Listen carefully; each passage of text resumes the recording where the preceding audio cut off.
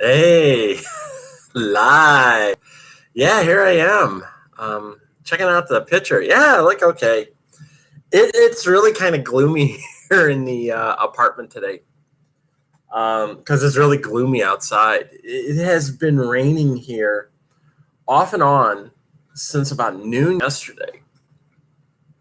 And we got hit with so much rain yesterday. We had a torrential downpour. And of course, this was happening like right around rush hour, which for Harrisburg, it starts around 4 o'clock. And there were several intersections down around York that were completely submerged because there was so much rain. In fact, one of them was on Route 30, and they showed pictures of it, and there was you couldn't see the roads at all. They were submerged under like a couple of feet of water.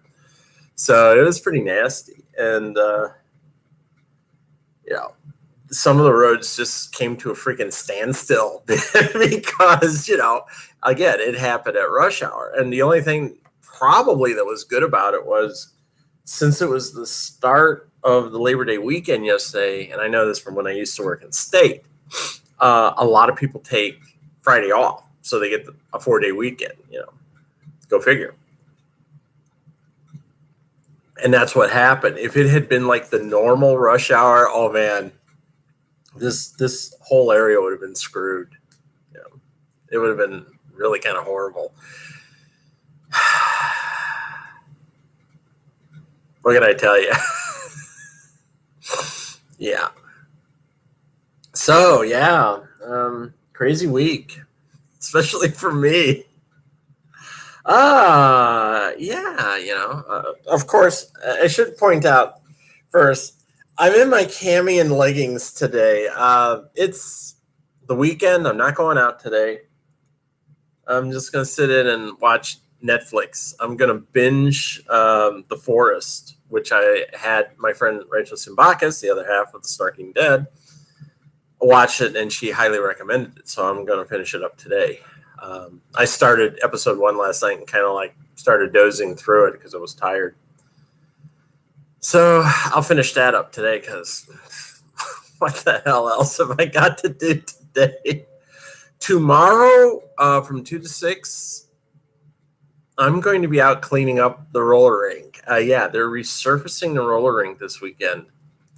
And they're going to sand it down from 9 to 2. And then from 2 to 6, they're going to clean it up. And I said I'd do the 2 to 6 shift. So I think it's going to be Roxy and me who will be out there. I don't know if anybody else is. I joked with her. I said, yeah, I'm signing up for this because I have no fucking life. And she said, I'll be here too. So we can cast shade on shit the whole time. I like Roxy. Roxy's a lot of fun. She is. I hung with her and her mom one night drinking purple beer. Seriously. A fun story there. We were standing out on the sidewalk drinking purple beer because it was at a vegan restaurant, a vegetarian restaurant. I shouldn't say vegan. They do have vegan food, but it was a vegetarian restaurant, which really is good. I'm going to give a shout out to the Vegetable Hunter here on 2nd Avenue. I'm not sure the actual address, but it's down by the Firehouse Restaurant on 2nd, just past Cork and Fork. And I've stopped in there every once in a while because I'll get a taste for something vegetarian, and they put together some great stuff. They really do. I've had some of their protein bowls and seriously walked out of there stuffed. I mean, there's a lot to eat. Anyway, tofu, vegetables, quinoa, you have to eat a lot more to get the same amount of protein you would from, say, an 8-ounce steak. But it's still really good. They prepare good food. So a shout out to them. We were out on the sidewalk standing, and we were next to the entrance to an apartment, and 4 women walked by us and went in, and Roxy's mom, who's really cool. She is. I mean, she's got a crazy-ass derby girl for a while, for her daughter. And she supports her and, supports everything she does. And she goes, did you see that? And I said, see what? And she goes, that girl, her butt cheeks, part of her works hanging out of her shorts. And I looked at her, I go, I'm used to hanging around with women who are wearing sports bras and leggings all the time. And Roxy was like, Mom, she's seen worse.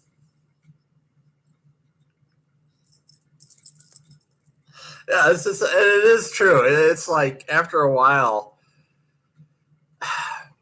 when you're hanging out with a bunch of sweaty women who are wearing like, shorts and leggings and tank tops and sports bras. I mean, I've stripped down to my sports bra a couple of times because it's been so goddamn hot, and your tank top is just soaked.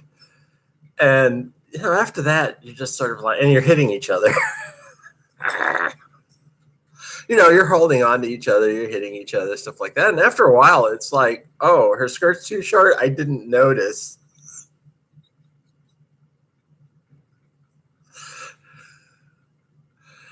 Because you don't. I mean, it's just like half the women I work out with, half the women I do derby with are like that. Yeah. It's not a big deal.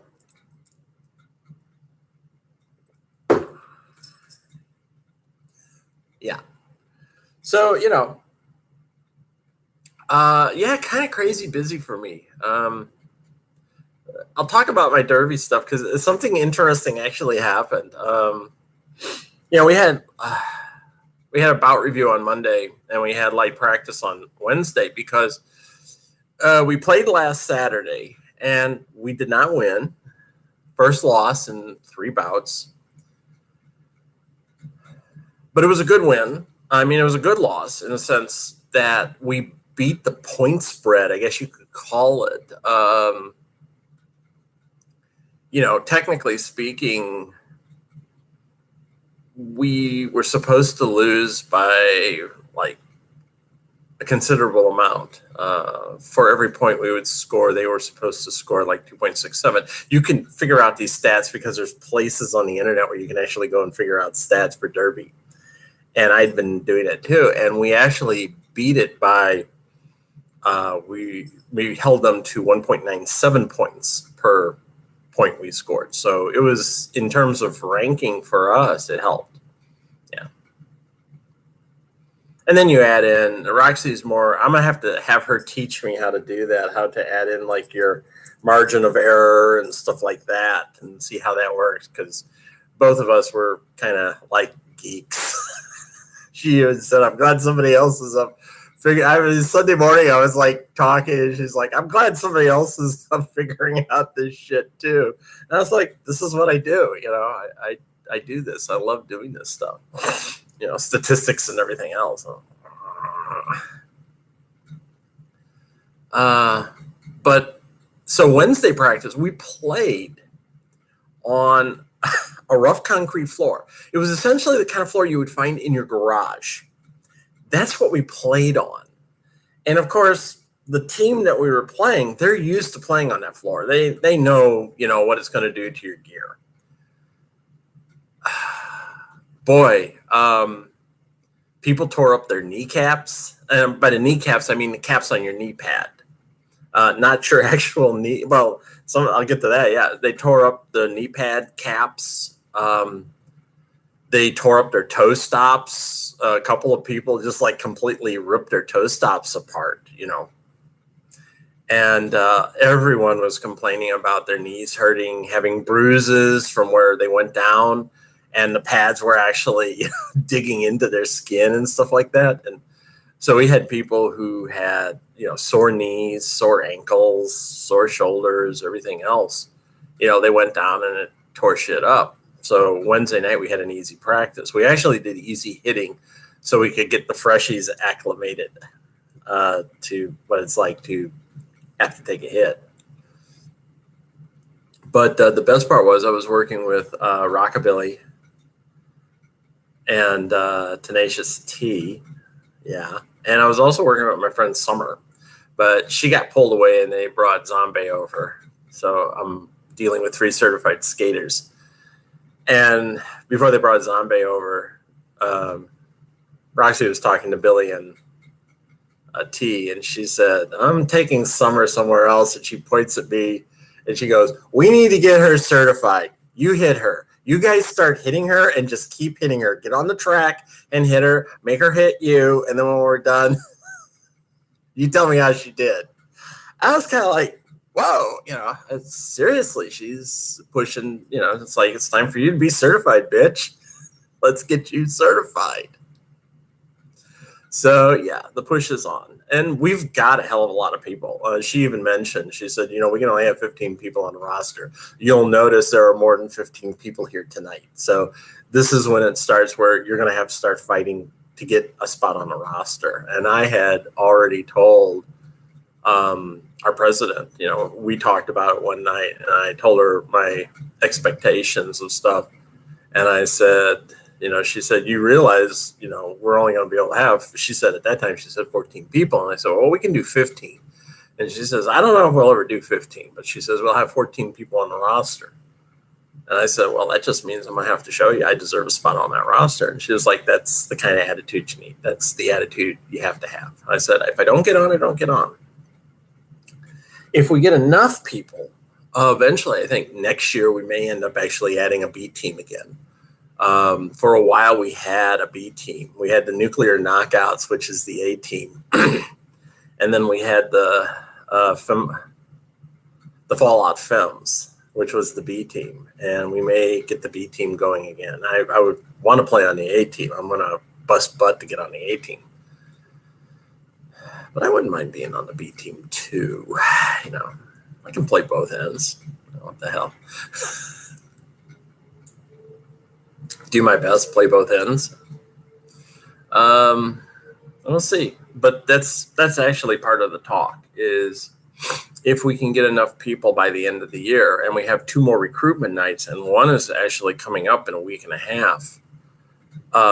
If we can get enough people in the next 2 recruitment nights, if we've got close to 40 people by the end of the year, that's, that's the makings of an A and B team right there. And we'll go back to having a B team.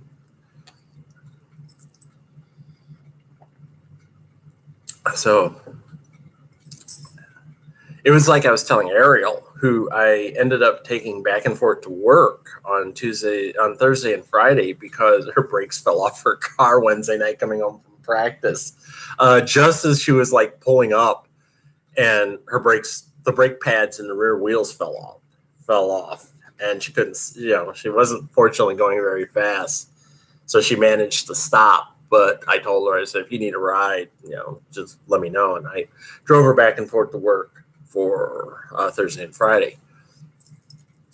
But as I said, it's like, it's really kind of cool because the teams basically, we went through our dark period where we lost a lot of players, and now we're coming back. And it feels really kind of good to be part of this team. Because the possibility that you're going to make a difference, you really can make a difference, is high now. And she said she feels real good about it too. So we're both looking forward to seeing what's happening. And my attitude is I'm still aiming to play in November. That's my goal. But if I don't play in November this next year, I will certify before the end of this fucking year. I mean, it's going to happen. I'm real close. I mean, even closer than I was before. And my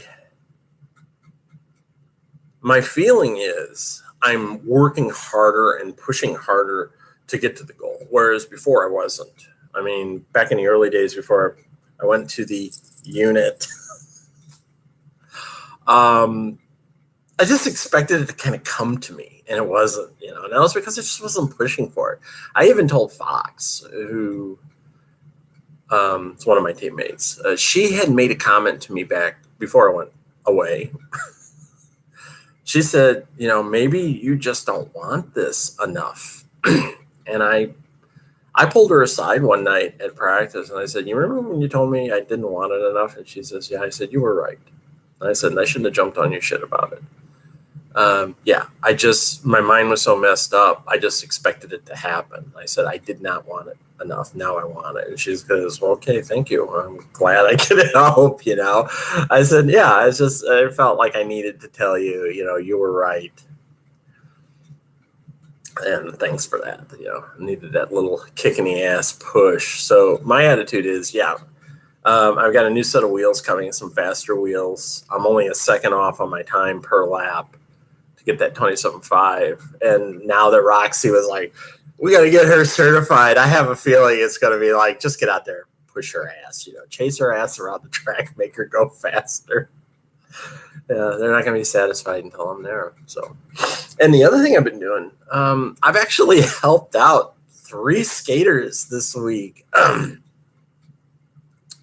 Rachel got her skates, and I was able to meet her at Funtastic. I've been over to Funtastic, both in New Cumberland and Mechanicsburg, so much now. They see me walk in and they go, oh, yeah, so-and-so's coming in for her wheels. Yeah, they're coming in. Yeah, I'm here to help. So Rachel got her skates, and I put her toe stops on for her. And she even told her, she goes, it was like a whole princess thing. I was sitting down, and she was holding my foot in her lap and adjusting the toe stops and everything else. She says, I felt like a princess. And explaining to her, what it means to have loose trucks and how high up your toe stop. I always go 3 fingers. That's me. I have new toe stops on my skates now, and they're nice and hard. I was actually stopping the other night, and you could hear it squealing on the floor because it's hard. It's not wearing down. So that's what I needed: hard toe stops, because my weight. So I got Rachel set up, and she's happy with her skates. Erica asked about skates and toe stops. She's ordering a pair off of Amazon, and I flat out told her, I says, so how do your rentals fit? Do they fit like a sock? She goes, yeah. I says, then get the same size in those Rydell's. They should fit, but keep in mind they will stretch out after a while. I've told a number of the women, you'll skate out of your beginning skate in about 6 months. It's gonna happen. You just will reach a point where it's just not going to fit. You're going to keep pushing out of it. That was the problem I had with my Rydell's, my darts. Toward the end, when I got rid of them, if we were doing something like a standing start and starting as hard as we could, my foot was coming completely out of the boot in the back. I mean, there was a couple of times I realized my heel was all the way out of my boot. And that's because everything had stretched so much. And it didn't matter how tight I laced it or got the jam strap tight. I was stepping out of them. So I said, I need like semi-professional skates, which is why I went with the Bonds. And then yesterday, Grace Ann got wheels for her skates. She was like running with some like funky, real soft outdoor wheels, and she couldn't do shit in them. So we set her up with some 93 Prestos, Radar Presto wheels, and went there, helped her with them. I showed her how to take her wheels off, how to put them back on. I showed her how to remove the bearings and put the bearings in, and she did it. We explained, me and the guy that was there at Fantastic, what the number ratings mean. The higher the number, the harder the wheel, the faster you'll go, but also depending on floor types, if the floor is sticky, you want to go to a higher number so that you have the same kind of feel when you're skating. If the floor is slick, you want to go to a lower number so the wheel is sticking to the floor more. And she said she could feel a real difference when she was standing on her wheels, how different it felt, which was kind of cool. She's like, yeah, I can really feel this. The wheels feel so much different.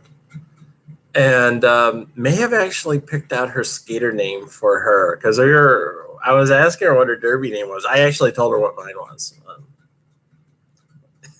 I know, I'm not telling you, but I told her what my derby name is, and she told us what she thought her derby name was. And I actually came up with a couple of variations on. Well, first I came up with a variation on the first one, and then I came up with one just out of the blue, and she liked that. She was like, "Wow, that actually sounds kind of fun." Because one of the names, they kept calling her Sunshine, and I was like, "That's not a derby name." I'm sorry, Sunshine, and here's Sunshine. And Sunshine delivers a vicious hip check. Yeah, I said, no, that's not really a real derby name. So I came up with a variation on that, and it worked, and she liked it. I don't know if she'll select that as her derby name, but I even told her last night, I said, I think this is your derby name. I really do. I said, I think this will fit you perfectly.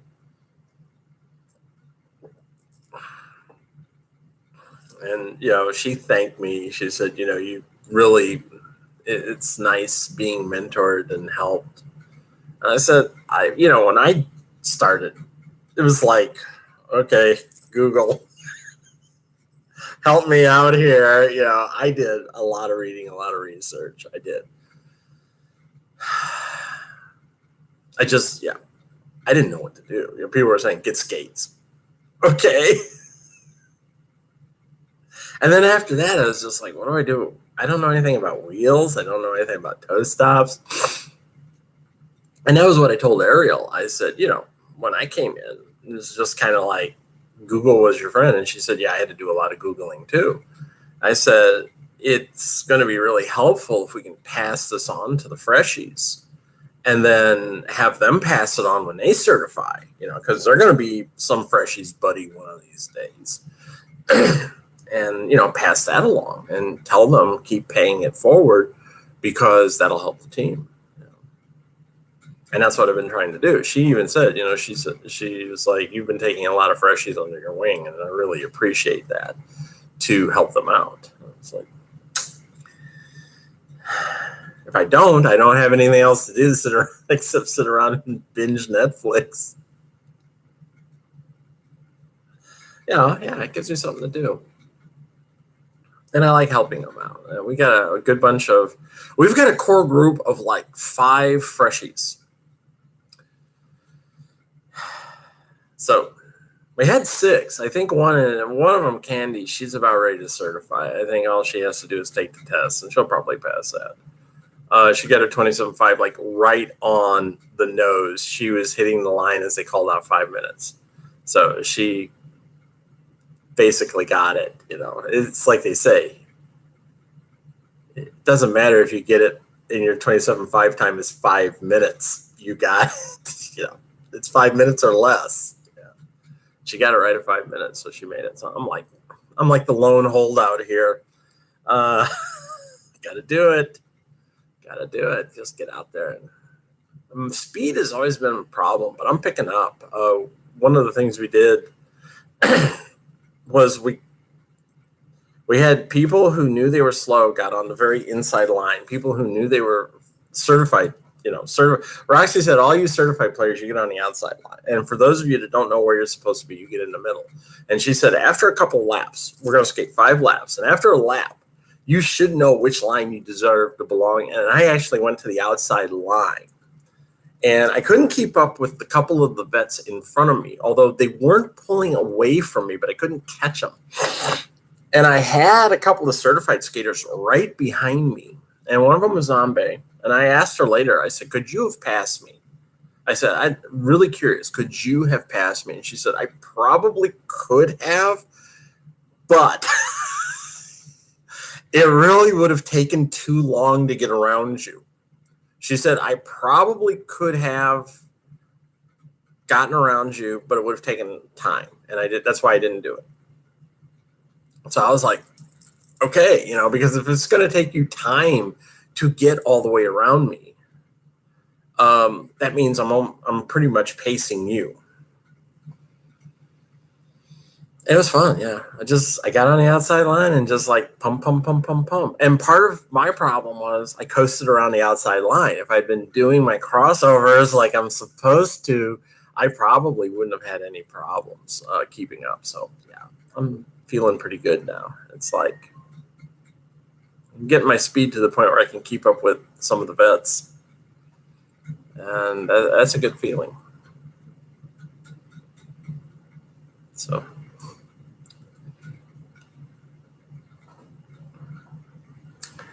yeah, yeah. Ah, writing, right? I haven't written anything.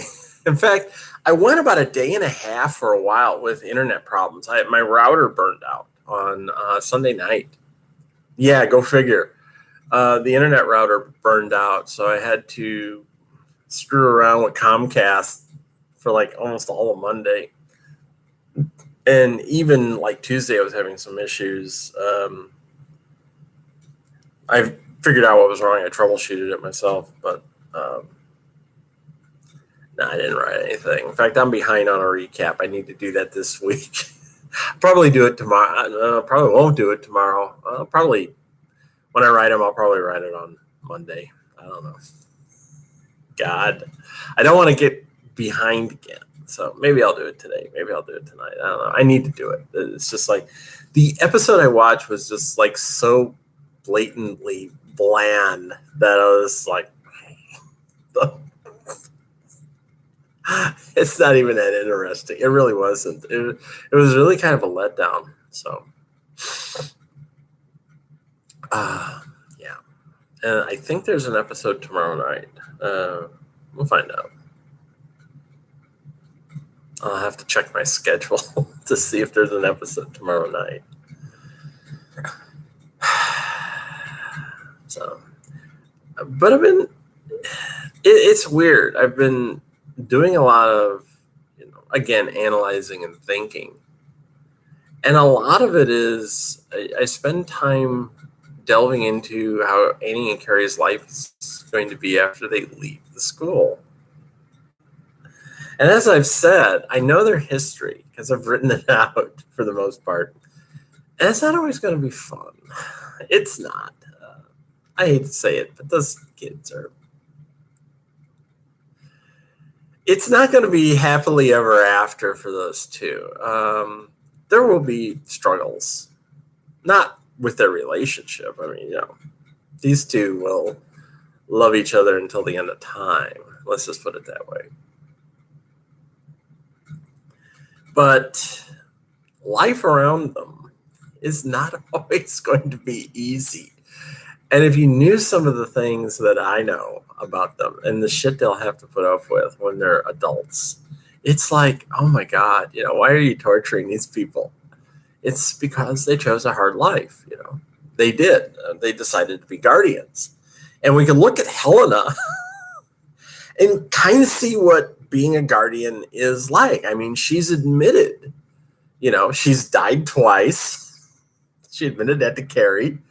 She died twice. I mean, she lost both her legs. She has had to do stints in mental hospitals.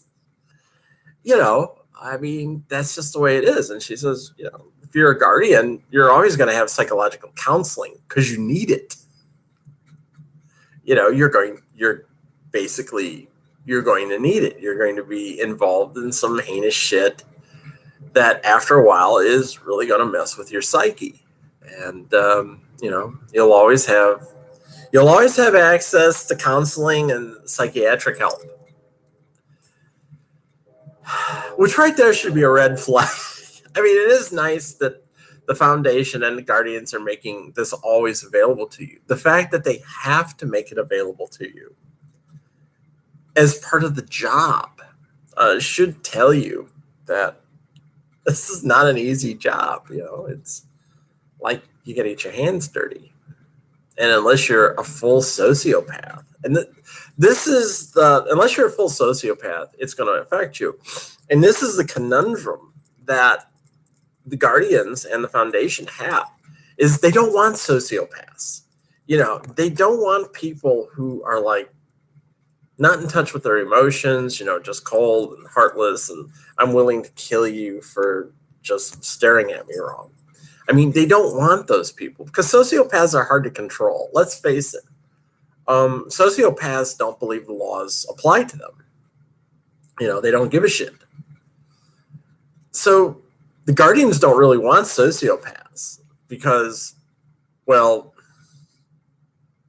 at some point they can come gunning for them, and they just don't want that. They want people who are, quote, well-adjusted. The only problem is the job doesn't leave you well-adjusted after a while. So psychological counseling. Yeah. And again, we see this with Helena. Helena has, she's talked about it. She's died. She's lost limbs. She's lost friends. She has had psychological counseling. She has had issues. And it's all part of the job. And that's the job that Annie and Carrie are choosing. We're going to be doing this stuff. So there's a distinct possibility that they're going to end up at some point like Helena. Let me tell you, kid, this is what happens. This is what it's like. They're not going to try to talk you out of it. I mean, Helena really, the most she's ever kind of said is like, if your heart is truly not in this, don't do it. And, and she's mainly pointed at Carrie because Annie's a true believer. She really is. There's nothing that's ever going to dissuade Annie from being a guardian. And Carrie is the one who's on the fence. It still is kind of, but he's really grown accustomed to the whole idea of this is what I have to do. And there's something that's actually going to happen in the Sea Level novel, if I ever get around to writing it again. There's something that happens in the Sea Level novel where you see Carrie make a decision pertaining to going one way, which is to continue doing what he's doing, or to go another way, which is to immediately start telling the Guardians, I was privy to something and you need to know about this.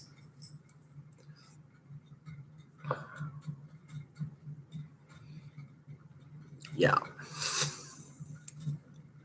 He has to make that decision. He has to decide, what do I want to do? Do I need to continue doing something else, or do I need to go tell the Guardians? And well, you can kind of guess what Carrie's decision is going to be. It's going to be like, yeah, I got to do this. You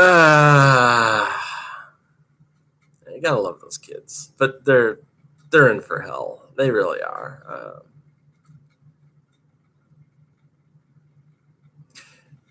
It's not like I'm George R.R. Martining them and, just like torturing the shit out of them. It really is a reflection of, well, this is the kind of stuff they're going to have to go through if they're guardians. It's not just going to be simple, easy breezy, lemon peasy shit. It's going to be stuff that psychologically can scar the shit out of you. And we already know that Carrie has, he's suffering from depression. We've seen it. It was brought up during Carrie's involuntary transition, where as a girl, Carrie was kind of like, I don't want to do anything. I just want to lay here. And Coraline said, she's suffering from depression. Carrie has depression. And Annie knows it. She's like, I'm beginning to realize that Carrie does have depression. And because now she's a girl and there's estrogen in her system, as I was warned when I started HRT, one of the cons of HRT, especially male to female transitions, is if you suffer from depression, estrogen can make depression worse.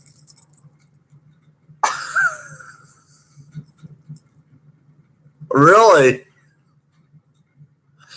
I'd have never guessed. No, seriously. The first time I sat down with my doctor, we went through the pros and cons, and the pros are really good. For one, your skin will get softer. Yes.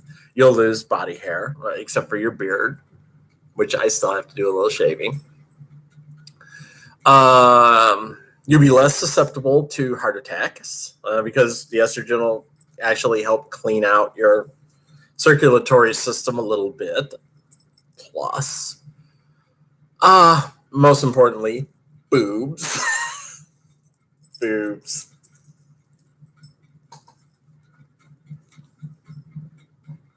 Most importantly, boobs. Yes, I grew them.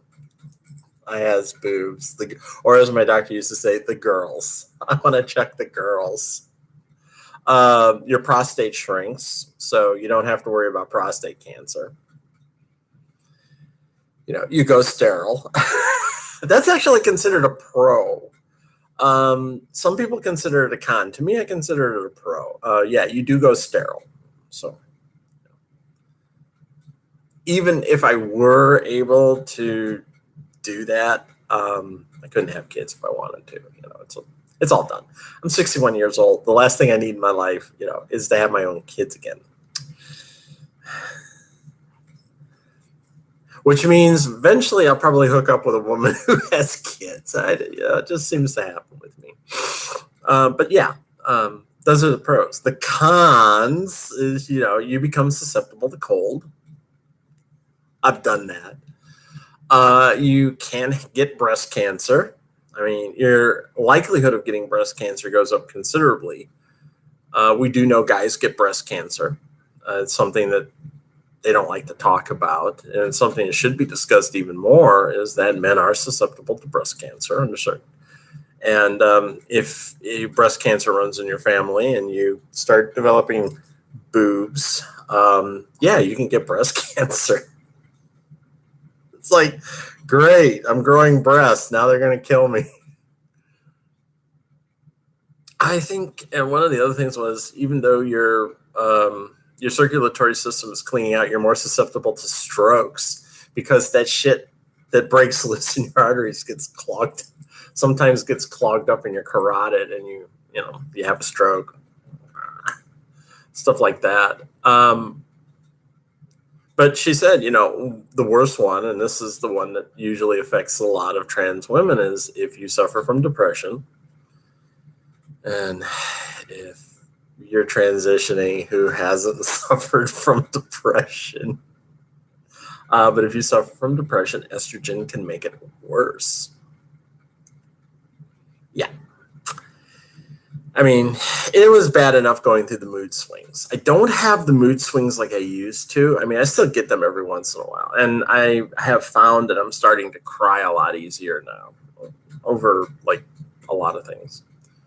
My emotional balance is back. Because for a while when the antidepressants were first hitting me, it just kind of like leveled everything out.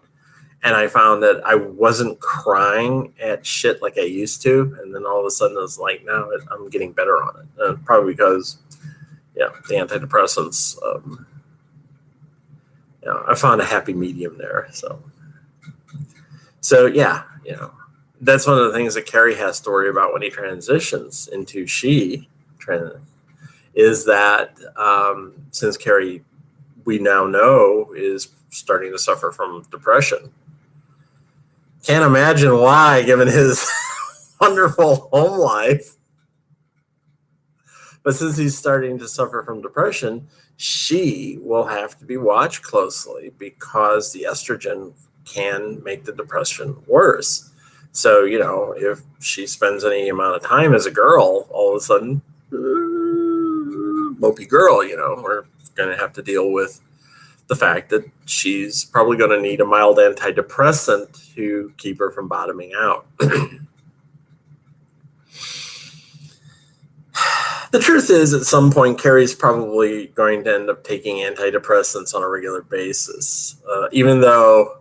See, it's fortunate because these aren't the type of antidepressants you see advertised on TV where it says may cause suicidal thoughts in teenagers. No, these are the good magical antidepressants that don't cause suicidal thoughts in teenagers. Yeah, of which Carrie is a teenager, and that's important.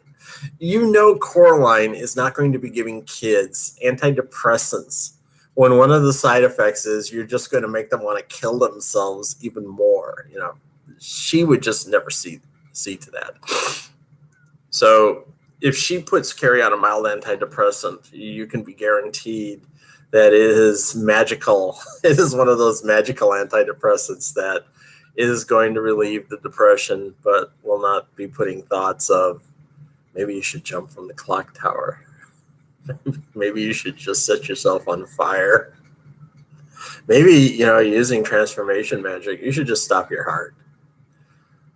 Which, that's the other thing. People who are really good at transformation magic find it really easy to kill themselves if you think about it. I mean, some of the spells, like resistance, where you basically shut down your nervous system. You can shut down another person's nervous system. You can shut it down a little so they start going into spasms because the neurons and everything are misfiring. Or you can shut it down completely where nothing is transmitting. And when that happens, you just die. I mean, that's it. You're dead. And the thing of it is, it's like, the expression they always use, you're dead before you realize you died? That's how resistance works. If someone hits you with a full blast of resistance, you don't even have time to comprehend that you've died because your nervous system completely just goes, somebody flips the switch and it goes to off. And you don't have time to even register that you've died. You're just dead. That's it. There's absolutely no pain or anything like that. You're just dead. It's a tricky spell to learn. And most only get to the point where they can throw it at you and cause seizures because everything's misfiring in you. But I mean, if you know resistance well enough and you want to kill yourself, you just cast it on yourself. And you're dead by the time you're done casting it. I mean, that's how quickly it would work. It would just be like, okay, I cast it, willpower, boom, and you're gone. Because your brain shuts down and your nervous system shuts down, so you don't feel anything. It's like jump into the black, baby. I mean, you can stop your heart. That's the other thing. You can do stuff like stop somebody's heart and make it look like a heart attack. And I'm sure no guardian has ever done that. No, never. We should ask Helena. Helena, have you ever stopped anybody's heart just for shits and grins? No, not really.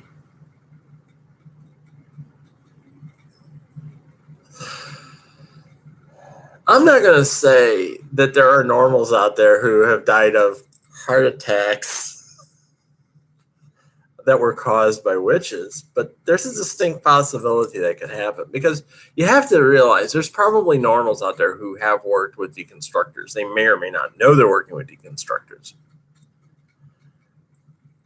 And sometimes those normals become a problem. Yeah, that's one of the things that's going to be explored later on is, does the Guardian, do they target normals? Do they target people who work with the deconstructors? Whether they realize it or not. And there will be an answer to that one of these days. Needless to say, one of the things they talk about is they have to teach everybody you can't go after normals because it really is easy to do shit to them. And again, if you're a sociopath or a psychopath and you're a witch, you can get away with tons of shit. I mean, it really is. I mean, you could just jaunt into a city, kill a couple of people, and jaunt out, and hope like hell nobody picked you up on CCTV. How do we know CCTV isn't put in place by the foundation so they could keep an eye on witches? Yeah.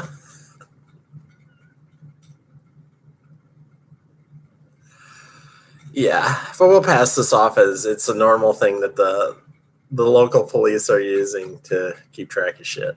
Mhm.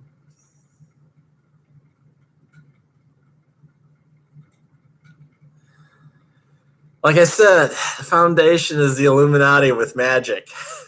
They're just sitting behind the scenes trying to run shit. They're a little secret society trying to adjust the future of humanity. And I think it's also been pointed out that was like one of the reasons why they detected Carrie so early, because he had his first like blooming near San Francisco, which is the home of the Guardians. And that should let you in on the fact that the Guardians have San Francisco, they have that shit wired tight. A witch pops into San Francisco, they know it.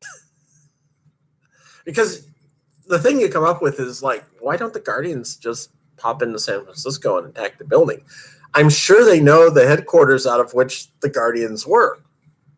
It's because there would be like multiple red lights flashing the minute, like 3 or 4 Guardians, 3 or 4 deconstructors pop into San Francisco. You could bet anywhere within San Francisco, they're going to know it. The easiest thing to do would be like pop in like 100 miles away and drive, or even fly in. Nobody like jaunts in the cities. I mean, you can jaunt into Amsterdam, which is another city. Amsterdam, Paris, Berlin, where all the headquarters are at, especially Paris. There is no way in hell the deconstructors don't know where the headquarters for the foundation is located in Paris. There's just absolutely no way. Attacking it would be suicide, however. And, they don't want to go public with it. I mean, they can't get inside the building. So they'd have to attack it from the outside. And just like, no way in hell. I mean,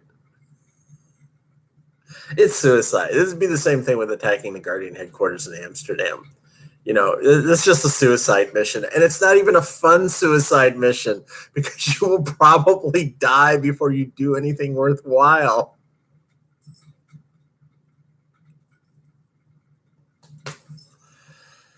So, yeah. Poor deconstructors. Well, not really. They're assholes. Of course, there's a few assholes in the foundation as well. And you're going to get to meet a couple of them pretty soon. So, yeah, we will get there. So, well, I'm almost 50 minutes now. And 30 days hath, 30 days hath September. Today is September the 1st. 30 days hath September, April, June, and November. There we go. So, I hope you have a good time. Have a good weekend. Enjoy yourself. Don't drink too much. Don't drink and drive. And if you do, have someone hold your drink for you. That was a tip that one of the DJs I grew up listening to. That was the thing he'd always say, is like, don't drink and drive, and if you do, have someone hold your drink.